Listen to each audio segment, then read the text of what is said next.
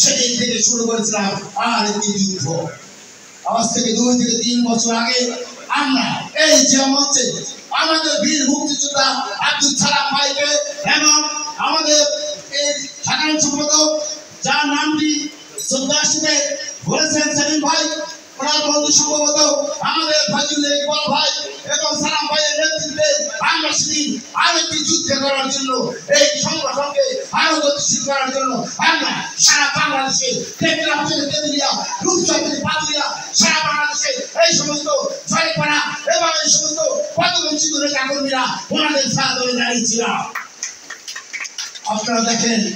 আজকে টেকনাফ থেকে তেতুলিয়া, রূপসা থেকে পাতুলিয়া এমন অবস্থান, এই চেয়ারম্যানের প্রতিটি ডোর টু ডোর, প্রতিটি মহল্লায় এমন কোনো জায়গা নাই এই চেয়ারম্যানের নেতা কর্মীরা তাদের যে আদর্শিক নেতা শহীদ রাষ্ট্রপতি জিয়াউর রহমানের গানটি গাইতেছেন, জিয়াউর রহমানের স্বপ্ন নিয়ে কথা বলতেছেন। তাই আপনারা দেখেন, আপনারা বুঝেন, যেমন নিয়ে ভাবেন,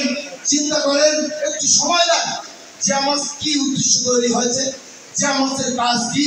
যেমনের প্রেসিডেন্ট সেক্রেটারি, সাধারণ সম্পাদক বা কেন্দ্রীয় নেতৃবৃন্দরা কোন স্টাইল থেকে এসেছে, কোন জায়গাটি থেকে এসেছে, তাদের রাজনৈতিক অবস্থান কি, তাদের ব্যাকগ্রাউন্ড কি, তারা কি চায়,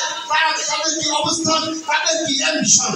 আপনারা এই জায়গাটি নিয়ে ভাববেন। আমি আপনাদের দিকে আন্তরিক অনুরোধ রাখবো, উদাত্ত আহ্বান রাখবো। এবং আজকে এই যে মঞ্চের মাধ্যমে আমরা সারা বাংলাদেশে প্রতিটি অনুষ্ঠানে শহীদ রাষ্ট্রপতি জিয়াউর রহমানের জন্মদিনে